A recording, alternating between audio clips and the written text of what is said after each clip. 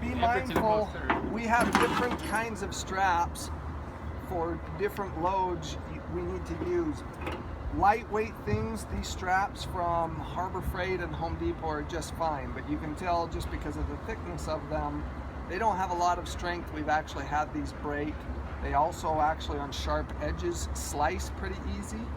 So if it's a light load, these are fine. If it's a heavier load, you should think about this before you go to get stuff.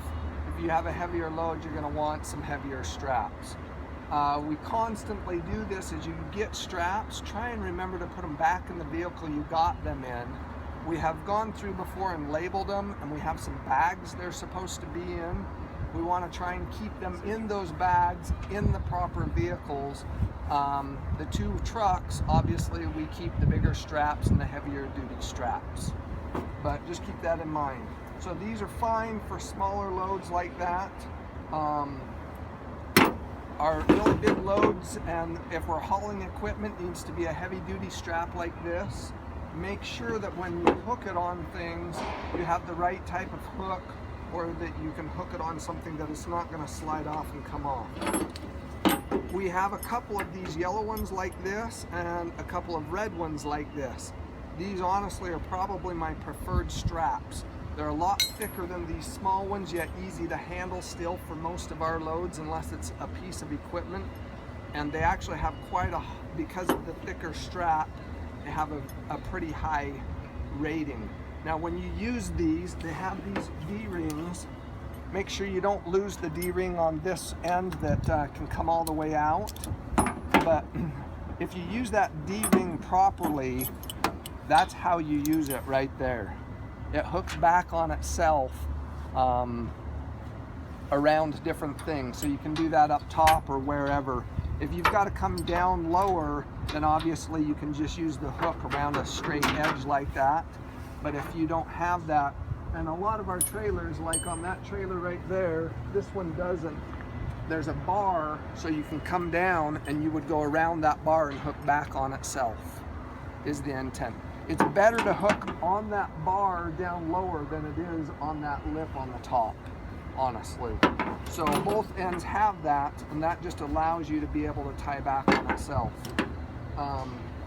When you have a load, this is kind of what happened the other day. This is somewhat common. So you have a load stacked like this. You need to make sure a couple of things, especially on this rack right here, when you're hooking up. Sorry, a little ADD. That's been ratcheted too far. It's all the way full and it's pushing on this release mechanism. So you want to make sure you get as much slack out of it before you start ratcheting as you can, so you don't run into that problem that you can't really tighten it up properly because there's so much wound around the ratcheting part. So one thing to watch, especially on this truck, the way this is designed, I've done this myself, is I've taken the strap all the way around the top bar like that, and I'm not really catching the load. You want to watch and make sure that you don't do that. Ideally, we'd have a load on here to demonstrate this, but ideally, you want that strap to come around, and this load would be enough that it would hit at least 2 of these bars like this, but you want it to suck tight like this and clamp itself together so those boards won't slide. So if you're clamping the load itself together is one thing, and then you can clamp it to the truck. When we go to a lumber yard, ideally they will have the load banded together itself separately from what we do. So the whole load is banded together so pieces won't slide out, and then we strap it down to our trailer or our truck or something like that. Smaller loads like what was picked up the other day, it's a harder thing, but we should always have enough straps. Honestly, if we need to buy more, we'll buy more again.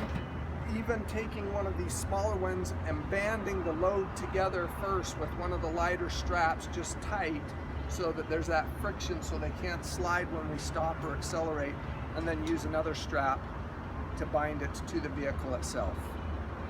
So what if the load comes above the black, you still need to If go? it's only barely above, I would tuck it underneath this still. If it's much above, then obviously it's going to be okay to go over it.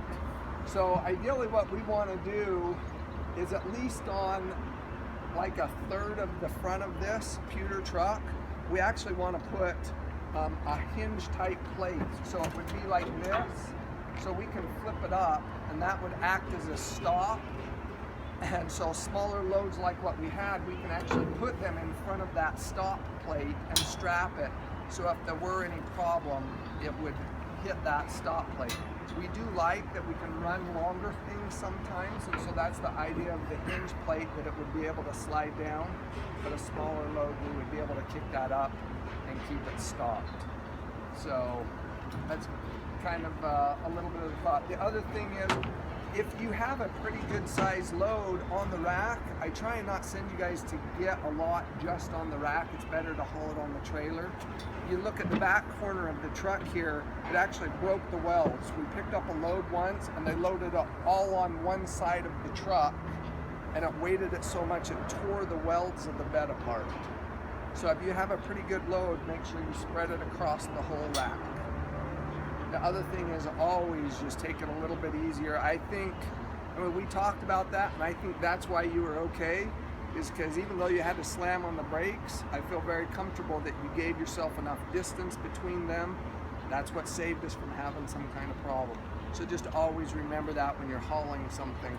Give yourself a little bit of extra space for the crazies like me out there driving in front of you. So about that far?